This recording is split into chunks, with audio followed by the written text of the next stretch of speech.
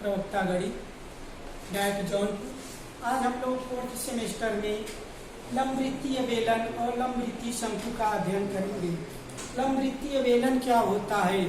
मान लीजिए एक आयत, आयत में दो भुजाएं होती है, एक होता लंबाई और एक होती है चौड़ाई। आयत के किसी भी भुजा, आप लंबाई ले लें या चौड़ाई ले लें, उसके किसी एक भुजा के परितः जब हम उसको चारों ओर घुमाते हैं तो जो ठोस बनता है उसे कहते हैं लंबवृत्तीय बेलन। क्या है? आयत। इस भुजा के परितः हम इसको घुमा रहे हैं चारों ओर।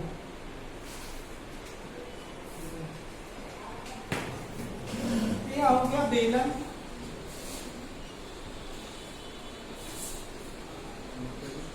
जिस भुजा के हम परितः घुमा रहे हैं उसे उसका कहते हैं बेलन का अक्ष।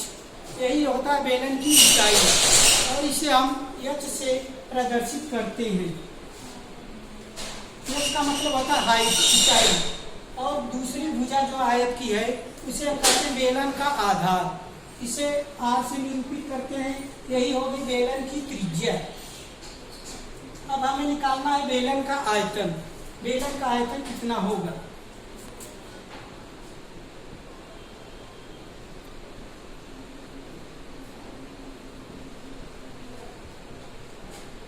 बेलन का आयतन बराबर होगा, सबसे पहले इसके आधार का क्षेत्रफल निकालेंगे। बेलन का आधार का क्षेत्रफल कितना है? इसकी त्रिज्या r है, इसका बेलन के आधार का क्षेत्रफल बराबर इसको लिखेंगे हम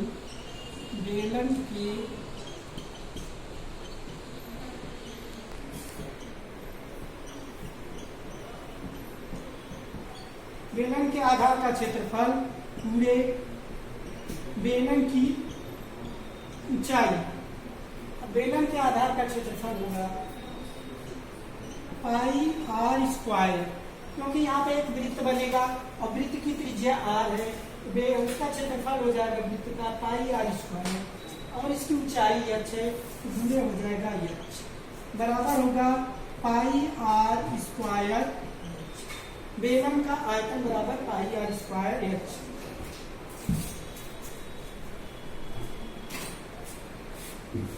अब हम बेलन का वक्र पृष्ठ निकालेंगे। बेलन का वक्र पृष्ठ कितना होगा?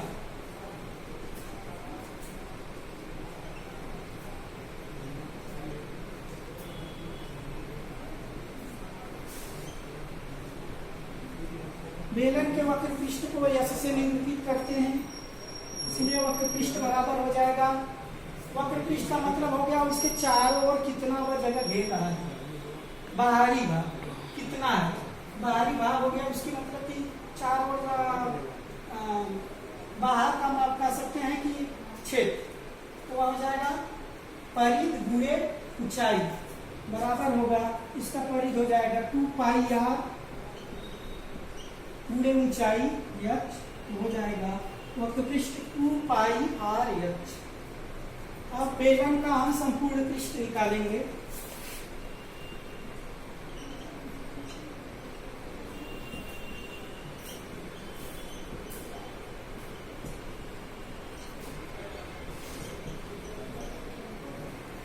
बेलन का संपूर्ण पृष्ठ बराबर होगा बेलन का वक्र पृष्ठ धन ये दोनों बन रहे हैं जो भी उसका क्षेत्रफल बराबर हो जाएगा वक्र पृष्ठ है 2 पाई आर h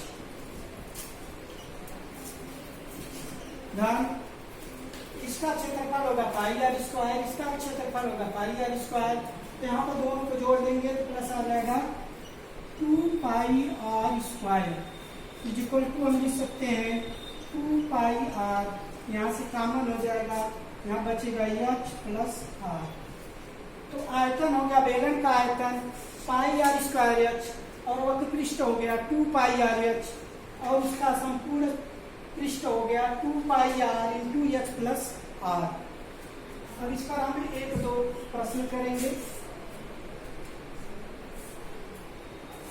जैसे मान लीजिए दिया है कि बेलन के आधार का क्षेत्रफल, बेलन के आधार का क्षेत्रफल यहाँ पे दिया गया है।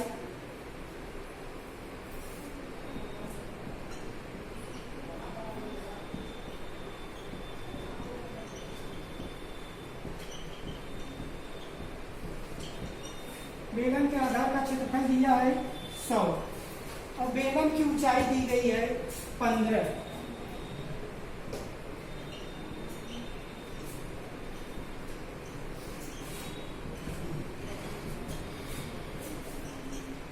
ये 100 वर्ग सेंटीमीटर है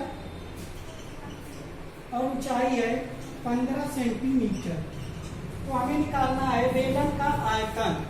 बेलन का आयतन कितना होगा? तो सबसे पहले लिखेंगे बेलन के आयतन का सूत्र।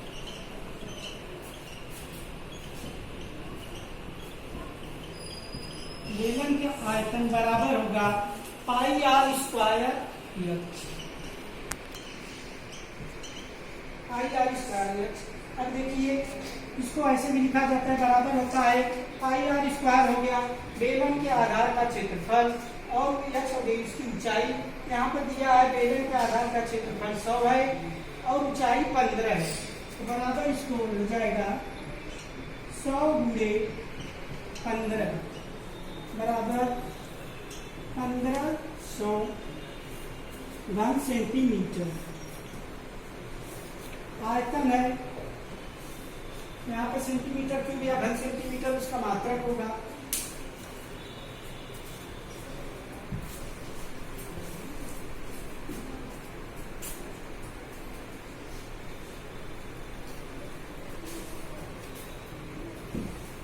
एक दूसरा क्वेश्चन है, इसमें बेलन का व्यास दिया है और इसकी लंबाई दी है, तो हमें बताना है कि उस बेलन में कितने लीटर पानी आएगा।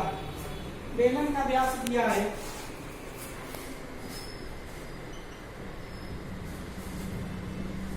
बेलन का व्यास बराबर 54 सेंटीमीटर और बेलन की लंबाई है इसकी हो जाएगी ऊंचाई। हम लिखेंगे बेलन की ऊंचाई। बेलन की ऊंचाई बराबर 15 सेंटीमीटर। तो हमें निकालना है कि इसमें इस बेलन में कितना लीटर पानी आएगा, मतलब उसका आयतन पूछ रहा है, जितना आयतन होगा उसमें उतना लीटर पानी आएगा। तो सबसे पहले हम निकालेंगे बेलन की त्रिज्या। व्यास दिया है, तो व्यास है 54 सेंटीमीटर बराबर हो जाएगा, जो व्यास होता है वो त्रिज्या का 2 गुना होता है, बराबर 2r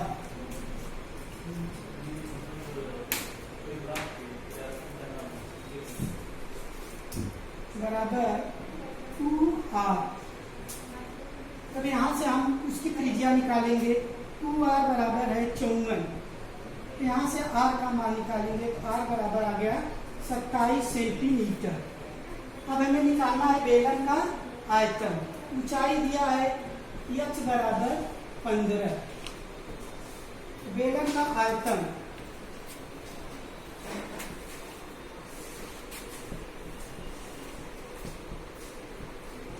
बेलन का आयतन बराबर पाई आर स्क्वायर एच। आप ज्यादा नीचे हो जा रहे इसलिए इसको ऊपर लिख देंगे।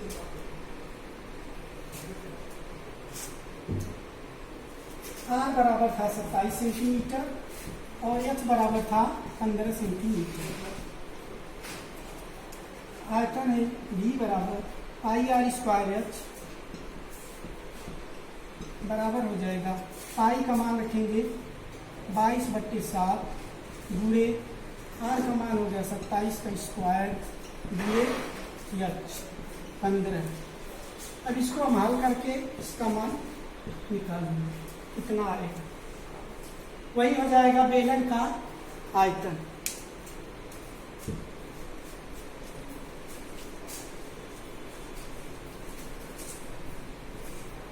एक होता है लंब वृत्तीय शंकु। शंकु क्या होता है, जैसे देखते हैं कि जोकर होते हैं, टोपी लगाते हैं, तिरछी टोपी होती है, वह एक शंकु का एक उदाहरण है।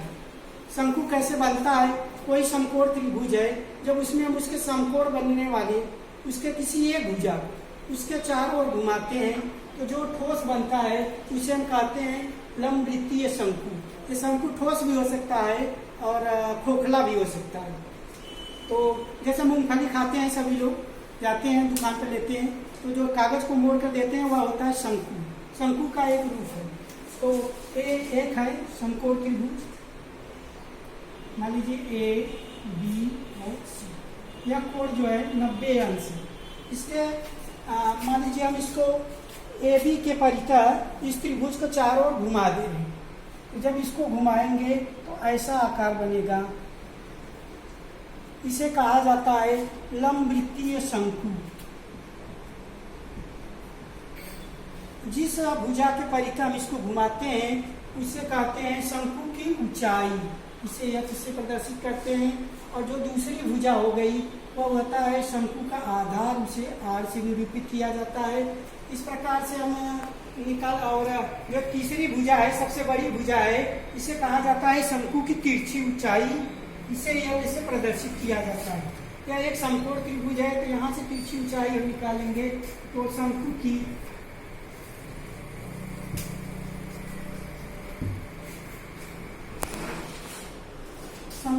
तिरछी ऊंचाई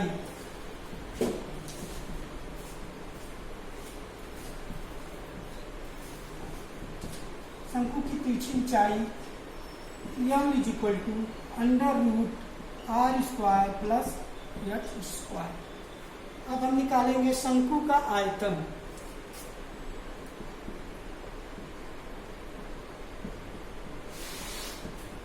शंकु का आयतन v equal to 1/3 πr² h। और शंकु का वक्र पृष्ठ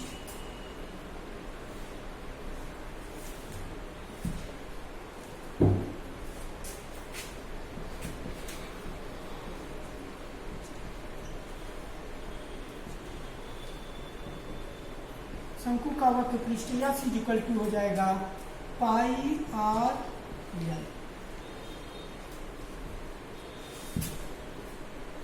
शंकु का आयतन हो गया 1/3 πr²h। वक्र पृष्ठ हो गया πr²। अब हम निकालेंगे संपूर्ण पृष्ठ।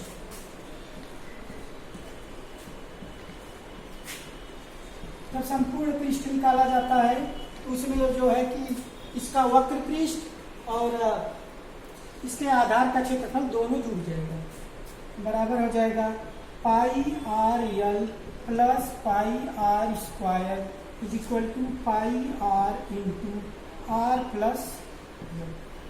यह हो गया शंकु का संपूर्ण पृष्ठ। अब इसी फार्मूले पर हम लोग 2-3 क्वेश्चन करेंगे।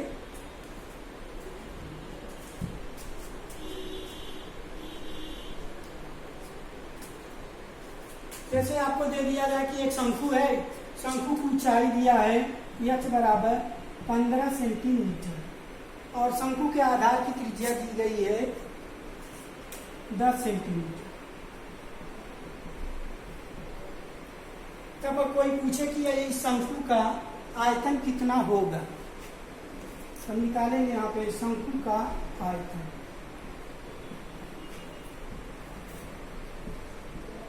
शंकु का आयतन बराबर हो जाएगा 1/3 πr² बराबर 1/3 पाई। r का मान है गुणे हो जाएगा 10 का वर्ग गुणे h का मान है 15 बराबर 10⁻100 1500 π/3 घन सेंटीमीटर। यह हो गया शंकु का आयतन। यदि हमें इसका वक्र पृष्ठ निकालना होता तो वक्र पृष्ठ होता इसका शंकु का वक्र पृष्ठ, यहाँ पर r बराबर कितना है 15 10 और h बराबर है 15।